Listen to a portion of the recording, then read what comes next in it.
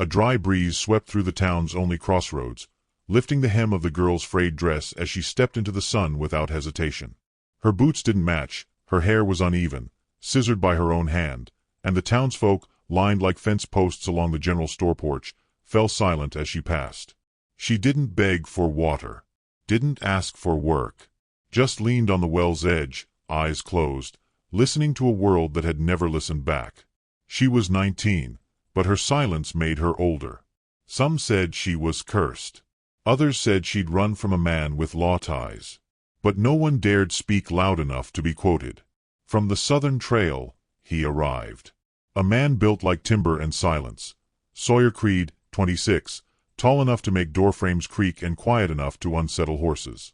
He dismounted, dust rising from his boots like he brought a storm with him. No one knew what he'd do, not even him. The girl didn't move, just tilted her head when she heard the creak of leather and boots behind her. "You look like you need a place," he said. His voice was low, scratchy like firewood catching. She opened her eyes. "And you look like a man who thinks needing is weakness." He almost smiled. Almost.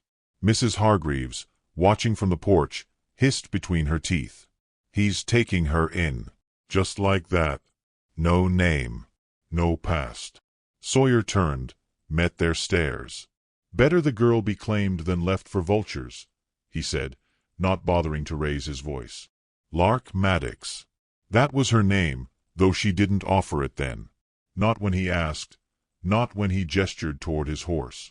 Just nodded once and climbed up behind him like she'd been doing this her whole life, trusting strange men because no one else gave her ground to stand on.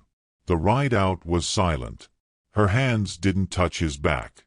She held to the saddle horn like she meant to fall if she had to. He glanced back once. Saw the way her eyes searched the trees, not the road. At his cabin, tucked beside a shallow creek, with a chipped rocking chair on the porch and an axe leaned against the door. He slid off his horse and waited. She dismounted slower, favoring her left leg. "You injured?" he asked. She shook her head. "Just tired of running." Inside, he lit the lamp. No fancy words. No welcome. Just lit the fire, laid bread on the table, and poured her water. She drank like a woman who'd forgotten what it was to feel full. He watched her. Watched the scar on her collarbone. Watched her trace the rim of the cup like it held answers. She finally spoke. "I was promised once," she said. To a man who thought a wife was just another fence post, something to lean on when he drank too much. "Then one winter I bled wrong. They called me barren. Said I had no use, so they traded me off for goods. Nails. A bag of flour. He left me tied to a barn door. Took the horse." Sawyer's jaw tensed, but he didn't speak. He knew better than to offer pity. It only hardened shame. She looked at him now, really looked. "And you? Why me?" He shrugged. "You didn't beg." That meant something. That night, she slept on his bed. He took the floor with a blanket and his rifle across his chest. In the morning, she folded his shirt like it was hers. He watched her brush her hair with her fingers and realized she'd slept without dreams. Or maybe without nightmares. But peace never stayed long. Deputy Thorne rode up by noon. Kicked dust onto the porch, eyes scanning the girl. "You didn't think to mention you took in a runner?" Sawyer stood.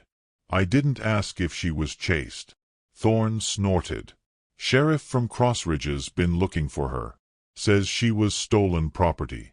Promised to a man. She ain't property." "That's not what he says." Lark stood behind Sawyer, arms folded.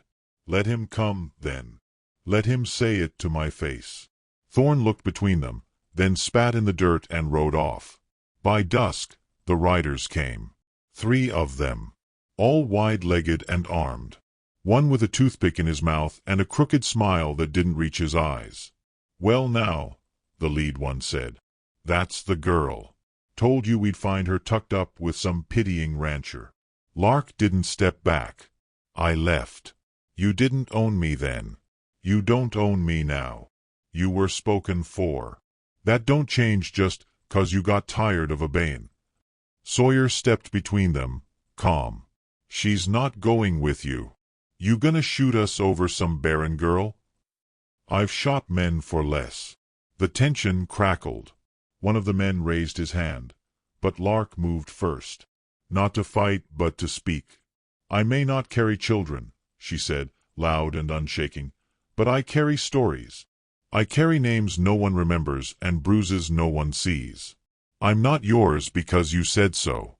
I'm not his because he offered kindness. I'm mine. Silence. Even the creek seemed to still. Sawyer didn't move. But the way his jaw clenched, the way his hand stayed on the edge of his coat, it was a promise. The riders muttered and turned back. Ain't worth the bullet, one said. When they were gone, she sat on the porch step. He sat beside her. You could have let them take me, she said. Could have, he replied. Didn't. She watched the sky darken, then spoke softly. You didn't ask me to be anything. Not your wife. Not your burden. I ain't looking for either, he said. Then, quieter, I just don't like good things being thrown away. The fire crackled behind them. She turned to him. What if I stayed? That's up to you. And if I leave tomorrow? I'll pack food. Point you west. She smiled then, small, tired, but real. Then I might stay one more night, she said. Just until the stars looked kinder. And as the moon rose over the ridge and painted the porch silver, the two of them sat, shoulders inches apart but hearts no longer strangers. No vows. No promises. Just the silence of two souls learning how to breathe again in each other's presence. Which city are you watching our video from? Please leave a comment.